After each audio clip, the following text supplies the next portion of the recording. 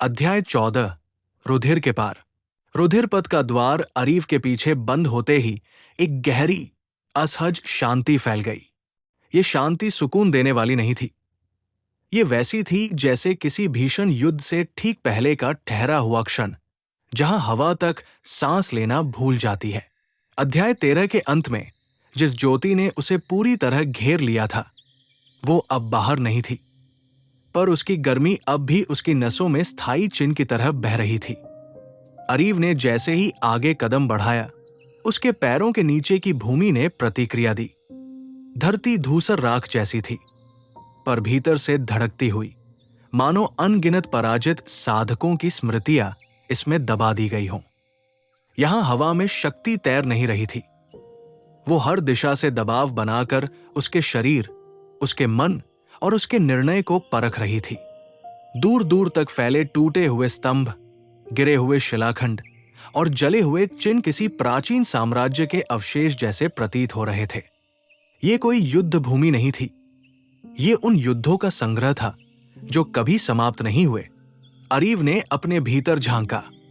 रक्त रूपांतरण शांत था, सुनहरी ज्योति स्थिर थी, पर दोनों जैसे किसी संकेत की प्रतीक्षा कर रहे हों।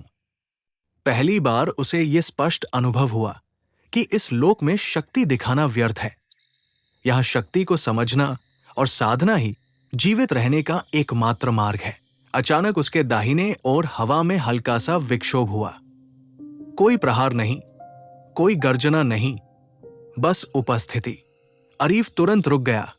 उसकी हथेली के पास लाल धुंध क्षण भर को उभरी, फिर स्वयं ही शांत हो गई, मानो उसे चेतावनी दे रही हो कि यहां हर प्रतिक्रिया मापी जाएगी। तभी एक स्वर गूंजा, गंभीर, संयमित, पर भीतर से तीक्ष्ण।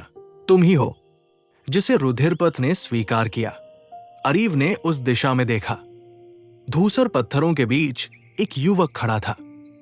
उसका शरीर साधारण दिखता था, पर उसकी आंखें असाधारण थी। उनमें भय नहीं था, जिज्ञासा भी नहीं, केवल आकलन था। उसके वस्त्र युद्धग्रस्त थे, पर उसकी देह पर कोई अनावश्यक घाव नहीं था, जैसे वो संघर्ष से नहीं बल्कि चयन से यहां पहुंचा हो। वो आगे नहीं बढ़ा, मानो दूरी ही उसका संतुलन हो। तुम कौन हो? अरीव ने पूछा। उसका स्वर शांत था, पर उसके भीतर की सजगता पूर्ण थी। युवक ने हल्की मुस्कान दी, ऐसी मुस्कान जो मित्रता का वादा नहीं करती। मेरा नाम वैरन है। मैं इस क्षेत्र में फंसा हुआ एक साधक हूं, या कहो इस क्षेत्र का साक्षी। मैंने बहुतों को आते देखा है। कुछ शक्ति से भरे थे, कुछ घमंड से, पर रुधिरपथ ने किसी को स्वीकार नहीं किया। तुम पहले हो, और इसलिए ये लोक अब जाग रहा है। अरीव ने कुछ नहीं कहा। उसने वैरन की उपस्थिति को महसूस किया। वो शत्रु नहीं था, पर मित्र भी नहीं। तभी अरीव को कुछ और महसूस हुआ, कुछ ऐसा जो रक्त रूपांतरण से भी गहरा था, जैसे किसी ऊंचाई से कोई उन्हें देख रहा हो। उसने ऊपर नजर उठाई। दूर एक टूटे हुए स्तंभ की छाया में एक आकृति खड़ी थी। उसका चेहरा स्पष्ट नहीं था, पर उसकी दृष्टि सीधी अरीव पर थी। वो न हिली, न बोली, बस देखती रही। उस दृष्टि में न शत्रुता थी, न सहानुभूति, वो केवल प्रतीक्षा थी, जैसे समय स्वयं रुका हुआ हो। वैरन ने धीमे स्वर में कहा, वो निरीक्षक है, इस लोक का नहीं, पर इससे जुड़ा हुआ। वो तभी दिखाई देता है जब कोई साधक इस क्षेत्र की सीमा पार करने योग्य होता है। वो युद्ध नहीं करता, वो निर्णय लेता है। अरीव ने गहरी सांस ली। उसे समझ आ गया, अध्याय 13 में जो यात्रा समाप्त हुई थी, वो केवल दीक्षा थी। ये लोक नए संबंध बनाएगा, नई परीक्षाएं देगा, और ऐसे नियम थोपेगा जो केवल जीवित रहने के लिए नहीं, बल्कि आगे बढ़ने के लिए होंगे। उसने अपने भीतर की शक्ति को स्थिर रखा और आगे कदम बढ़ाया। अगर ये क्षेत्र मुझे परख रहा है, अरीव बोला, तो मैं भी इसे समझूंगा। और जैसे ही उसके शब्द हवा में गूंजे, धूसर धरती में पहली दरार पड़ी और दूर दूर तक दबी हुई स्मृतियां जागने लगी। अध्याय 14 रुधिर के पार भाग 2। धूसर धरती में पड़ी पहली दरार धीरे धीरे फैलने लगी। वो कोई साधारण नहीं थी। उसके भीतर से उठती कंपन सीधे मन पर असर डाल रही थी, जैसे ये लोक स्वयं अपनी गहराई से कुछ बाहर निकालना चाहता हो। अरीव ने महसूस किया कि ये कंपन उसके रक्त रूपांतरण से ताल मिला रही है, मानो धरती और उसका शरीर किसी अदृश्य सूत्र से जुड़े हों। उसने अपने कदम स्थिर रखे, पर भीतर की शक्ति को पूरी तरह खुलने नहीं दिया। ये कोई ऐसा स्थान नहीं था जहां जल्दबाजी जीवन दे, यहां जल्दबाजी मृत्यु बुलाती थी। वैरन ने पहली बार आगे कदम बढ़ाया। उसकी चाल अब पहले जैसी निष्क्रिय नहीं थी। उसमें सावधानी थी, अनुभव था। अब पीछे हटने का समय नहीं रहा। उसने धीमे स्वर में कहा, यह क्षेत्र जब पहली बार दरार खोलता है तो वो केवल चेतावनी नहीं देता, वो आमंत्रण भेजता है। जो उत्तर नहीं देता वो यही दब जाता है। उसके शब्दों के साथ ही धरती की दरार से गहरी लाल काली धुंध उठी, पर उसमें रुधिर पथ जैसी उग्रता नहीं थी। ये धुंध भारी थी, सोचने वाली थी, जैसे उसमें चेतना हो। अचानक धुंध के भीतर से आकृतियां उभरने लगी। वे जीव नहीं थी, पर मृत भी नहीं। उनकी देह धूसर राख जैसी थी, आंखें बुझी हुई और शरीर पर पुराने युद्ध चिन्ह जमे हुए। वे उन साधकों की स्मृतियां थी जो कभी इस क्षेत्र में आए थे और यही टूट गए थे। वैरन ने दांत भींचे। ये परछाइयां नहीं है, वो बोला, ये असफलताएं हैं। ये लोग इन्हें हथियार की तरह इस्तेमाल करता है। पहली आकृति अरीव की ओर बढ़ी। उसकी चाल धीमी थी, पर उसके हर कदम के साथ दबाव बढ़ रहा था। अरीव ने प्रतिक्रिया में रक्त रूपांतरण नहीं खोला। उसने केवल अपने भीतर की सुनहरी ज्योति को हल्का सा आगे किया। जैसे ही वो ज्योति बाहर आई, आकृति ठिठक गई, मानो उसे पहचान हो गई हो। लेकिन अगले ही क्षण दूसरी आकृति ने बाई ओर से झपट्टा मारा। अरीव ने शरीर मोड़ा, धरती से जुड़ाव बनाए रखा और एक सटीक प्रहार किया। यह प्रहार शक्ति से नहीं, संतुलन से किया गया था।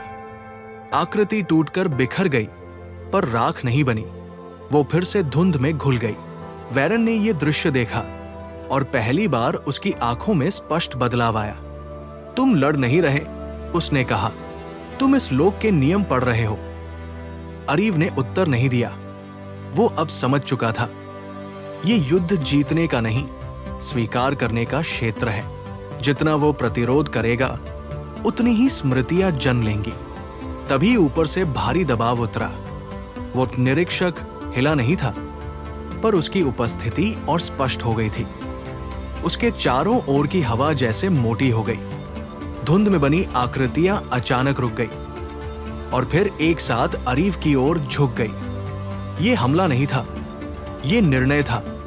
लोक ये तय कर रहा था कि अरीव इन असफलताओं से ऊपर है या उन्हीं में से एक बनने वाला है। अरीव ने आंखें बंद कर ली। उसने अपने भीतर की शक्ति को बाहर नहीं, नीचे की ओर फैलाया, सीधे धरती में। रक्त रूपांतरण और सुनहरी ज्योति पहली बार बिना टकराए एक साथ स्थिर हुई। उसी क्षण धरती की दरार और फैल गई, पर इस बार उसमें से धुंध नहीं। एक गहरी लाल रेखा निकली जो सीधी अरीव के पैरों के नीचे आकर रुक गई। आकृतियां ठहर गई, मानो उनका अस्तित्व अर्थहीन हो गया हो। निरीक्षक की दृष्टि और तीव्र हो गई। वैरन ने धीमे स्वर में कहा, यह पहली स्वीकृति है, पर इसके बाद परीक्षा बदलेगी। उसकी बात पूरी भी नहीं हुई थी कि दूर कहीं पत्थरों के गिरने की आवाज आई। यह क्षेत्र अब केवल स्मृतियों से नहीं, जीवित चुनौती से प्रतिक्रिया देने वाला था। अरीव ने आंखें खोली। उसके चेहरे पर न उत्साह था, न भय, केवल स्पष्टता थी। तो आगे बढ़ते हैं, उसने कहा। अब ये लोक मुझसे छिप नहीं पाएगा। और जैसे ही उसने पहला कदम उस लाल रेखा पर रखा, पूरा क्षेत्र हिल उठा। अध्याय 14 रुधिर के पार भाग 3। जैसे ही अरीव का कदम लाल रेखा पर पड़ा, पूरा क्षेत्र एक साथ हिल उठा। ये कंपन धरती तक सीमित नहीं था, ये हवा, ध्वनि और चेतना तक फैल गया। टूटे हुए स्तंभों से जमी धूल ऊपर उठी और कुछ क्षणों के लिए दृश्य धुंधला हो गया। उसी धुंध के भीतर से एक नई उपस्थिति जन्म लेने लगी। ये स्मृति नहीं थी, ये असफलता भी नहीं थी, ये जीवित था। अरीव ने तुरंत समझ लिया कि लोक ने अब अगला स्तर खोल दिया है। धुंध के केंद्र में एक आकृति बननी शुरू हुई। उसका शरीर पत्थर और धातु के मिश्रण जैसा था, मानो कई युद्धों में टूटी हुई शक्तियों को जोड़कर जबरन एक रूप दे दिया गया हो। उसकी छाती के बीच एक गहरी दरार थी, जिसके भीतर मंद लाल प्रकाश धड़क रहा था। वो धड़कन किसी हृदय की नहीं, किसी नियम की थी। जैसे ही आकृति पूरी तरह स्थिर हुई, हवा भारी हो गई। ये दबाव शारीरिक नहीं था, ये वो भार था जो केवल साधक के निर्णय पर पड़ता है। वैरन अनायास पीछे हट गया। उसके स्वर में पहली बार स्पष्ट चेतावनी थी। ये प्रहरी नहीं है, उसने कहा, ये संयोजित तर्कशक है। लोक इसे तभी रचता है जब वो देखना चाहता है कि साधक शक्ति के बाद भी स्वयं को नियंत्रित कर सकता है या नहीं। ये न जीत से टूटेगा, न हार से। इसे केवल सही उत्तर चाहिए। संयोजित तर्कशक ने कोई गर्जना नहीं की। उसने बस अपना सिर उठाया और उसी क्षण उसके चारों ओर की धुंध सिमटकर धारदार लहरों में बदल गई। वे लहरें किसी अस्त्र की तरह नहीं आई, वे प्रश्न की तरह आई, हर दिशा से, हर कोण से। अरीव ने पहली बार महसूस किया कि यदि उसने रक्त रूपांतरण को पूरी तरह खोल दिया तो ये लोक उसी शक्ति को उसके विरुद्ध मोड़ देगा। उसने अपनी सांस स्थिर की, सुनहरी ज्योति को आगे बढ़ाया, पर आधी ही। रक्त रूपांतरण को नीचे रखा, पर दबाया नहीं। ये संतुलन कठिन था, पर उसी क्षण संयोजित तर्कशक रुका। उसकी छाती में धड़कता प्रकाश तेज हो गया, जैसे उसने उत्तर पहचान लिया हो। फिर उसने एक भारी कदम आगे बढ़ाया। हर कदम के साथ धरती पर नई रेखाएं उभरने लगी। वे रेखाएं किसी युद्ध आकार में नहीं, बल्कि किसी प्राचीन अनुबंध की तरह थी। पहला प्रहार आया, सीधा, सरल, पर अपार भार के साथ। अरीव ने बचाव नहीं किया। उसने अपने शरीर को थोड़ा मोड़ा, दबाव को बहने दिया और प्रहार को अपने कंधे के पास से गुजरने दिया। जमीन फटी, पर अरीव स्थिर रहा। उसी क्षण उसने प्रत्युत्तर दिया। कोई विस्फोट नहीं, कोई लपट नहीं, केवल एक सटीक, सीमित प्रहार जो रक्षक की छाती की दरार पर जाकर रुका। संयोजित तर्कशक ठिठक गया।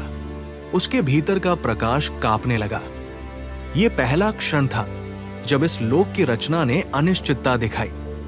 वैरन की आंखें फैल गई। तुम इसे चोट नहीं पहुंचा रहे, वो फुसफुसाया। तुम इसे उत्तर दे रहे हो। दूसरा प्रहार अधिक तीव्र था। इस बार दबाव ने हवा को मोड़ दिया। अरीव ने आंखें बंद की और अपने पैरों को धरती में जड़ा। उसने शक्ति ऊपर नहीं भेजी, उसने उसे नीचे उतारा, रेखाओं के साथ। जैसे ही दबाव आया, वो रेखाओं में बंट गया। संयोजित तर्कशक की देह में पहली बार दरारें उभरी, पर टूटने की नहीं, खुलने की। ऊपर से निरीक्षक की दृष्टि और गहरी हो गई। वो अब केवल देख नहीं रहा था, वो मूल्यांकन कर रहा था। संयोजित तर्कशक ने अपना अंतिम कदम आगे बढ़ाया, फिर अचानक रुक गया। उसकी छाती की दरार से प्रकाश बाहर आया और हवा में फैल गया। वो प्रकाश अरीव के चारों ओर घूमकर शांत हो गया, मानो उसने स्वीकार कर लिया हो। अगले ही क्षण संयोजित तर्कशक पीछे हट गया। उसकी देह पत्थर में बदलने लगी और फिर धूसर राख की तरह जमीन में समा गई। क्षेत्र में फैला दबाव समाप्त हो गया। धूल बैठ गई, हवा फिर से बहने लगी। वैरन ने गहरी सांस ली। ये लोक तुम्हें रोक नहीं पाएगा, उसने कहा, पर अब ये तुम्हें बदलने की कोशिश करेगा। अरीव ने ऊपर देखा। निरीक्षक अब भी वहां था, पर उसकी उपस्थिति बदल चुकी थी। प्रतीक्षा अब समाप्त हो रही थी। तो चलो, अरीव ने शांत स्वर में कहा, देखते हैं अगली शर्त क्या है। और उसी क्षण लाल रेखाएं नई दिशा में खिसकने लगी। अध्याय 14 रुधिर के पार भाग 4। लाल रेखाएं जैसे ही नई दिशा में खिसकी, पूरा क्षेत्र किसी अदृश्य आदेश के अधीन आ गया। हवा अब नहीं रही थी, वो खिंच रही थी, जैसे कोई शक्ति दूर से इस लोक को अपनी ओर बुला रही हो। अरीव ने पहली बार महसूस किया कि ये मार्ग अब केवल परीक्षा नहीं रहा, ये चयन बन चुका था। हर कदम के साथ उसके भीतर की ज्योति और रक्त एक दूसरे के और निकट आ रहे थे, मानो दोनों को अब अलग रहना स्वीकार नहीं था। निरीक्षक की उपस्थिति अचानक भारी हो गई। वो अब आकाश का हिस्सा नहीं लग रहा था, वो लोक के केंद्र में उतर रहा था। उसकी आकृति स्पष्ट नहीं थी, पर उसकी दृष्टि इतनी तीव्र थी कि अरीव को लगा जैसे उसके भीतर की हर स्मृति, हर संदेह, हर इच्छा को तौला जा रहा हो। उसी क्षण एक स्वर गूंजा, न ऊंचा न नीचा, पर इतना गहरा कि धरती ने उत्तर में कंपन किया। तुमने संतुलन चुना है, अब उसकी कीमत चुकानी होगी। वैरन ने अरीव की ओर देखा। उसके चेहरे पर जो भाव था वो चेतावनी से आगे बढ़ चुका था। वो स्वीकार था। अब पीछे लौटने का मार्ग नहीं है, उसने धीमे स्वर में कहा। निरीक्षक साधक से युद्ध नहीं करता, वो उससे निर्णय मांगता है, और हर निर्णय कुछ छीनता है। अरीव ने उत्तर नहीं दिया। वो जानता था कि ये क्षण शब्दों का नहीं है। अचानक जमीन फटी नहीं, वो खुली, जैसे किसी प्राचीन द्वार ने भीतर से सांस ली हो। उस दरार से कोई जीव नहीं निकला, बल्कि दृश्य निकले। अरीव के सामने उसके अपने अतीत की छवियां उभरने लगी। पहली जागृत ज्योति, रक्त रूपांतरण का भय, पहली बार शक्ति से किसी को बचाने का क्षण। पर निरीक्षक ने वही नहीं रोका। अगली छवि में वह दृश्य था जो कभी घटा ही नहीं था। अरीव शक्ति के नशे में झुका हुआ, लोक को अपने अनुसार मोड़ता हुआ और अपने ही साथियों की दृष्टि से गिरता हुआ। उसके भीतर हल्का कंपन उठा। यही वो क्षण था जहां अधिकांश साधक टूटते हैं, पर अरीव ने दृष्टि नहीं हटाई। उसने उस संभावित भविष्य को देखा, पूरा, स्पष्ट, और फिर शांत स्वर में कहा, यदि मैं ये बन सकता हूं तो मैं इससे दूर भी रह सकता हूं। उसकी आवाज में न गर्व था न इनकार, केवल स्वीकृति। निरीक्षक की दृष्टि बदली। पहली बार उसमें कठोरता नहीं, बल्कि रुचि उभरी। धरती की रेखाएं फिर से चमकी और एक नया चिन्ह उभरा। ये युद्ध का नहीं था, ये वचन का था। तो अपना मूल्य चुनो। स्वर गूंजा। शक्ति, गति या सीमा? वैरन की सांस रुक गई। ये चयन साधारण नहीं था। शक्ति चुनने का अर्थ था तेज आरोहण पर नियंत्रण खोना। गति चुनने का अर्थ था लोगों के बीच चलने की स्वतंत्रता पर स्थायित्व त्यागना। सीमा चुनने का अर्थ था अपनी शक्ति पर स्वयं बंधन लगाना, और वही बंधन लोक को स्वीकार्य होता है। अरीव ने बिना देर किए उत्तर दिया, सीमा। ये शब्द गिरा नहीं, स्थिर हुआ। उसी क्षण उसके चारों ओर की ज्योति सिमट गई, रक्त शांत हो गया और उसकी देह पर उभरी लिपियां भीतर उतर गई। ये ह्रास नहीं था, ये संकेंद्रण था। उसकी उपस्थिति अब विस्फोटक नहीं रही, पर कहीं अधिक गहरी हो गई। निरीक्षक पीछे हटा। उसकी आकृति धुंधली होने लगी। तो ये मार्ग तुम्हें बदलेगा, पर तुम इसे तोड़ोगे नहीं। स्वर अंतिम बार गूंजा। अगला लोक तुम्हें परखेगा, पर अपने नियमों से नहीं। धरती शांत हो गई। हवा ने फिर बहना शुरू किया। लाल रेखाएं स्थिर हो गई, एक निश्चित दिशा में। वैरन ने सिर झुकाया। अब तुम उस स्तर पर हो, उसने कहा, जहां मित्र भी परीक्षा बन जाते हैं और शत्रु भी शिक्षक। अरीव ने आगे कदम बढ़ाया। उसकी चाल में अब कोई जल्दबाजी नहीं थी, क्योंकि वह जान चुका था असली यात्रा अब शुरू हुई है। अध्याय 14 रुधिर के पार भाग 5। मार्ग अब संकरा हो चुका था, जैसे स्वयं लोक ये तय कर रहा हो कि आगे केवल वही बढ़ेगा जो अपने भीतर के शोर को पीछे छोड़ सके। अरीव के कदम शांत थे, पर उसके भीतर की चेतना पहले से कहीं अधिक सतर्क हो चुकी थी। सीमाबद्ध शक्ति ने उसके अस्तित्व को हल्का नहीं किया था, उसने उसे तीक्ष्ण बना दिया था। हर धड़कन स्पष्ट थी, हर सांस में लोक की गंध थी और हर दिशा में उसे किसी अनदेखी उपस्थिति का आभास हो रहा था, जैसे ये क्षेत्र स्वयं उसे देख रहा हो। वैरन कुछ दूरी पर चल रहा था, पर अब वो मार्गदर्शक नहीं लग रहा था। उसकी चाल में एक अलग तरह की सतर्कता थी, जैसे वो स्वयं भी नहीं जानता कि अगला मोड़ किसे परखेगा। तभी हवा का स्वर बदला। वो ठंडी नहीं हुई, न गर्म, वो भारी हो गई। सामने फैला धूसर विस्तार अचानक समाप्त हुआ और उसके स्थान पर एक विशाल गोलाकार क्षेत्र उभरा, जिसकी सीमा किसी धातु जैसी चमकती हुई रेखा से बनी थी। ये कोई प्राकृतिक स्थान नहीं था, ये एक संधि स्थल था। अरीव जैसे ही उस सीमा के भीतर पहुंचा, उसके भीतर की शक्ति ने प्रतिक्रिया दी। रक्त ने उबाल नहीं लिया, ज्योति ने चमक नहीं बढ़ाई, दोनों ने स्वयं को भीतर खींच लिया। ये स्थान शक्ति को उकसाता नहीं था, वो उसे उजागर करता था। तभी चारों ओर से स्वर उठे, अलग अलग पर एक ही भाव के साथ। यहां निर्णय छिपाए नहीं जाते। अचानक सामने की भूमि से 3 आकृतियां उभरी। वे शत्रु नहीं लगती थी, नहीं साधारण जीव। उनकी देह स्पष्ट थी, पर उनकी आंखों में कोई व्यक्तिगत इच्छा नहीं थी। वे प्रतिनिधि थे लोक के, नियमों के और उस संतुलन के जिसे अरीव ने चुना था। वैरन के चेहरे पर तनाव साफ दिखा। उसने धीमे स्वर में कहा, ये द्वंद्व प्रतिनिधि हैं, ये युद्ध नहीं करेंगे, ये तुम्हारे साथ चलेंगे। पहली आकृति ने आगे बढ़कर कहा, जो सीमा चुनता है वो अकेला नहीं चलता, वो उत्तरदायित्व उठाता है। दूसरी ने जोड़ा, हर शक्ति जो तुम प्रयोग करोगे उसका भार केवल तुम पर नहीं रहेगा। तीसरी आकृति शांत रही, पर उसकी दृष्टि सबसे गहरी थी, जैसे वो अरीव के भविष्य को नहीं, उसके प्रभाव को देख रही हो।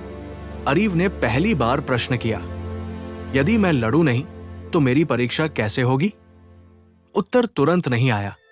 कुछ क्षणों बाद वही तीसरी आकृति बोली, जब तुम लड़ोगे नहीं, तब लोक स्वयं तय करेगा कि तुम्हें कहां खड़ा होना है।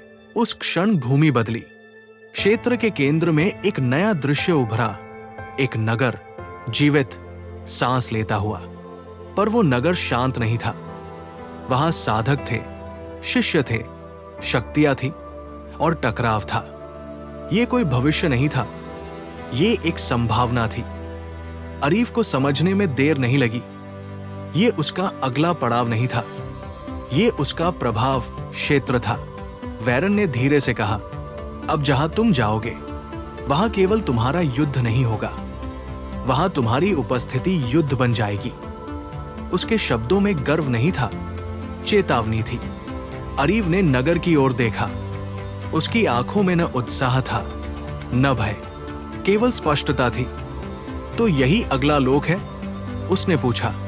प्रतिनिधियों ने एक साथ उत्तर दिया, नहीं, ये वो स्थान है जहां अगला लोक तुम्हें देखेगा। सीमा की रेखा चमकी, मार्ग फिर खुलने लगा। इस बार नीचे की ओर नहीं, बल्कि भीतर की ओर। अरीव ने पहला कदम उस दिशा में रखा जहां से कोई लौटकर वहीं नहीं रहता। उसके पीछे वैरन रुका नहीं, और प्रतिनिधि, वे धीरे धीरे लोक में विलीन हो गए, जैसे उनका कार्य पूरा हो चुका हो। मार्ग बंद नहीं हुआ, पर अब वो किसी को बुला भी नहीं रहा था। यात्रा आगे बढ़ चुकी थी और अब उसका स्वर बदल चुका था। अध्याय 14, रुधिर के पार, भाग 6, अंतिम। मार्ग अचानक समाप्त नहीं हुआ, वो धीरे धीरे शांत हुआ, जैसे किसी जीव ने सांस रोक ली हो। अरीव को यह पहली बार महसूस हुआ कि आगे बढ़ने के लिए कदम जरूरी नहीं थे, यहां केवल स्वीकार आवश्यक था। उसके चारों ओर का लोक स्थिर था, पर उसके भीतर की चेतना लगातार विस्तार ले रही थी। यह विस्तार शक्ति का नहीं था, यह समझ का था। उसे अब स्पष्ट दिख रहा था कि वो केवल रुधिर पथ पार नहीं कर रहा, बल्कि उन सभी सीमाओं से बाहर निकल रहा था जहां साधक केवल स्वयं के लिए जीते हैं।